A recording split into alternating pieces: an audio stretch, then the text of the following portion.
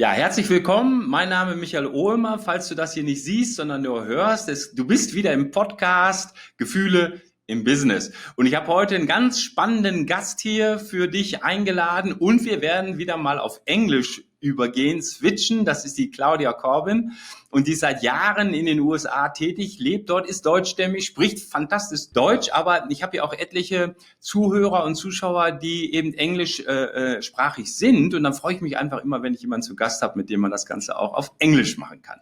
Ja, also herzlich willkommen, Claudia. Ich freue mich total, dass du hier dabei bist. Ja, welcome, Claudia. I'm so happy you're here with me today and yeah, that you're interested to speak about this. It is somehow a little bit challenging, this topic of feelings in the business, right? And if you would like just to tell us a little bit about what you're doing, who you are, and what you're in charge of. And then we will start to get to this very important topic of feelings in the business. Thank you very much, Michael. And first of all, thank you very much for the opportunity to talk to you here in this podcast about this interesting but also challenging topic, emotions and feelings. My name is Claudia Corbin. And as you said, and I think everyone can already hear with my accent that I'm from Germany, but I moved in 2007 to the US. And I've been in human resources for a couple of years now, mainly in global functions. And right now I work for a company in talent management in a global role.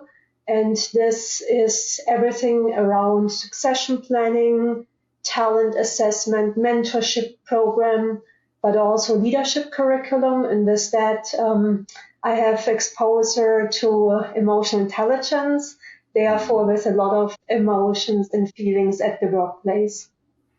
Oh, that's great. So you have it in the company as a topic for leaders to develop into emotional intelligence. Yes, this is one of our programs. And as you can imagine, with dealing with leaders and people around the world, there comes the cultural aspect and how to, deal with each other, and also then how the emotions come into play. Great. That's great. That's great to hear because there are not so many companies who are so modern in this, to talk about emotional intelligence and to take it seriously so that they really offer programs on this topic, right? Yeah, we know each other from another company you worked for. And so there it was more in your role of dealing with leaders, right? That you got in touch with how do they deal with emotions and so I'm really curious to hear a little bit about your general point of view. How do leaders deal with emotions in general, or what are your experience with it? Is it depending, for instance, from the hierarchical level, if they are more open to also accept and address feelings, or is this not the critical factor? What would you say? I wouldn't say it depends on the level. I think it really depends on the individual. I mean, if you ask me, for me, emotions and feelings at the workplace or in general in life are important, especially expressing the emotions. And here, Michael, for me, there's a difference in expressing emotions and being emotional. For me, expressing emotions is still on a professional level, where you are open, where you provide constructive feedback, where you are humble, where you show empathy, but also that I'm self-aware about my own emotions, my values, but also my blind spots and maybe bad habits.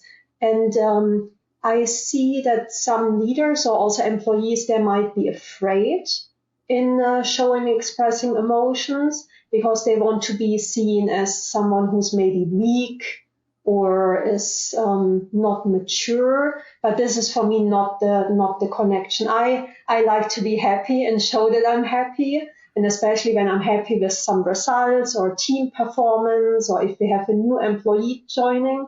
And at the same time, Michael, if something is not going so well, I also express to the team that I'm frustrated or maybe not so satisfied with some results. So for me, it's not at all something weak. I think it's good when a leader or an employee can show and express their emotions. Right. And so, is it also a thing between men and women that men tend to that they want to appear to be more strong and powerful? And is it more difficult for men to express emotions? What would you say?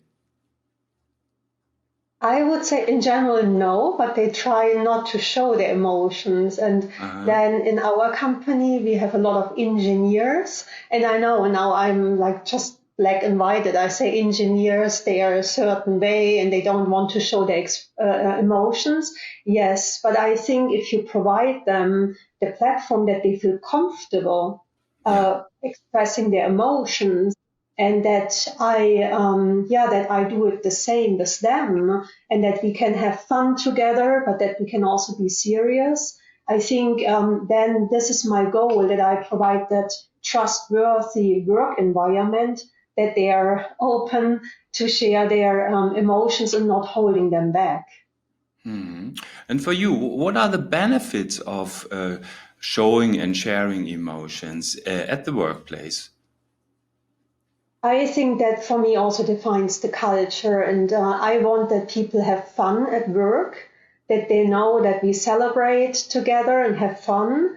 And so for me, it's a big contribution at work that we can retain our people, and at the same time also develop our leaders, that they can deal with emotions and lead with emotional intelligence.